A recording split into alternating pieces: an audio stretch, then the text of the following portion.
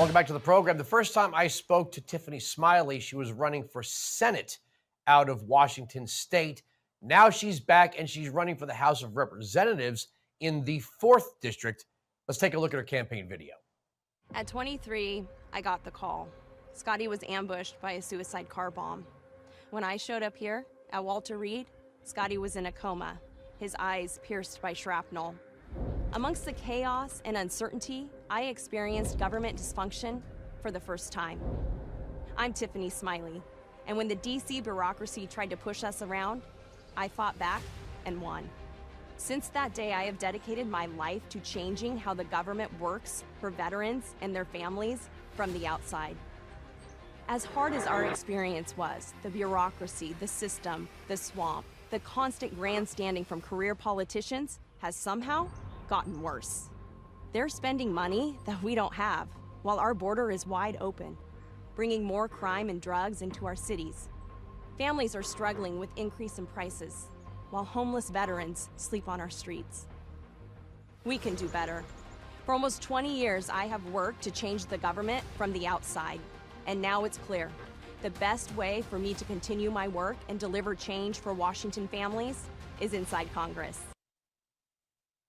Joining me in the program right now is Tiffany Smiley. You've done all the, are you going to cut the spending? We've done all of that. You said something on my radio program today that I just want to start with because it stuck with me when you said it. And you brought up homeless veterans in your video. Your husband, who was blinded in combat, has never seen his children with his own eyes. Right. All three of our boys were born after he was blinded by a suicide car bomb. So he has never seen their faces. When you think about our taxpayer resources going to people in the country illegally, some even siphoned off from the Department of Veteran Affairs, and you talked about the bureaucracies, I don't know how you keep your composure. That would make me rage or maybe run for Congress. Yeah. Well, you're exactly right. That is why our family is in this fight, because we have served and sacrificed. We have seen sort of behind the scenes of the government bureaucracy and how it can push us around. But we've also seen the power of coming together, rolling up your sleeves and doing the hard work to make change. I mean, even though there's so much going on in our country and in the world, I mean, we live in the greatest world or the greatest country in this world. Bought and paid for by those that are willing to sacrifice for it. So for our family, we will not just sit on the sidelines and watch a career politician status quo take over. That's just stupid. It's stupid for our country. And it's not how it was designed to be. So our family is in this fight to bring real change, to roll up our sleeves and to go to DC and get work done. After you ran for Senate, you started something called Endeavor PAC, and you've been helping conservative candidates all this time. And another thing that we talked about is we're not going to have a majority if we wait for the mothership of conservative media to put a Dan Crenshaw on a pedestal while MSNBC puts AOC on a pedestal and they fight with pugil sticks. A majority means finding candidates even in blue districts and supporting them. And look at what we have right now. We don't really have a majority. A majority is going to require those unresourced candidates that were previously ignored by the RNC. I mean, thank God we've got some people in there. They're not spending their time, doling out VIP tickets and getting Botox. But that's the problem, is that the RNC just turned into a fundraising club that didn't really affect change in districts where now in this election cycle, there are millions of voters who would never vote Republican who are going to this year. Yep. Yes, you're absolutely right. I mean, I am talking to so many people who are saying, I voted for Joe Biden last year, not this year. I'm voting for Donald Trump. It's just there's too much going on in our country. And you can ask yourself, is your life any better than it was 4 years ago under Donald Trump? It was much better. I have a Uber driver, and I asked him, how was your life with President Trump? He said, everyone was happy. He said, I had a trucking business, gas prices were low, and it just seemed like everyone was happy.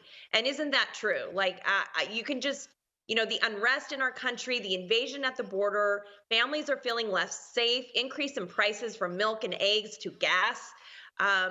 There's a lot of issues going on, and quite frankly, the Democrats, Joe Biden, are not laying out a plan or a vision or a path that it's going to get better. It seems as if it's going to get worse. And that is why we have to elect Donald Trump. We need his policies, and we need conservatives in the fight who are working every day to get Donald Trump elected and win back the majority.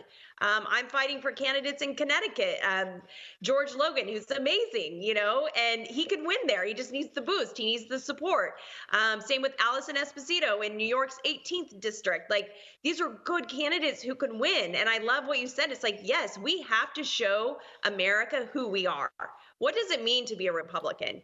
And show the young energy, the youth, the leadership that we have coming up the pipeline.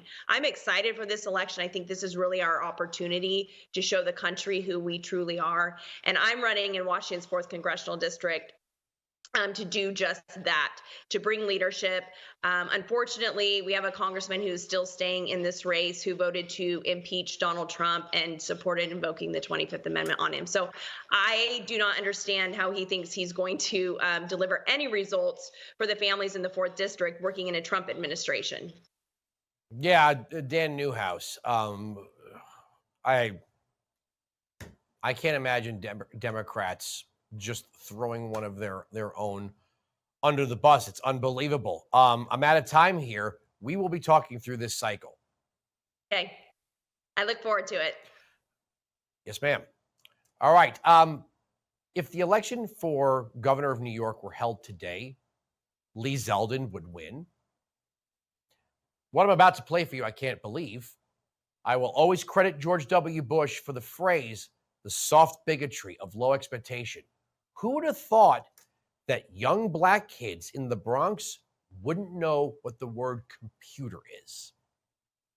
Young black kids growing up in the Bronx who don't even know what the word computer is. They don't know. They don't know these things. And I want the world open up to all of them, because when you have their diverse voices innovating solutions through technology, then you're really addressing society's broader challenges. Wow, I imagine if I went up to the Bronx and held up one of these, they'd go, oh my God, what's that spaceman device? Soft bigotry, low expectations. Governor Hochul. Gutter and final rant next.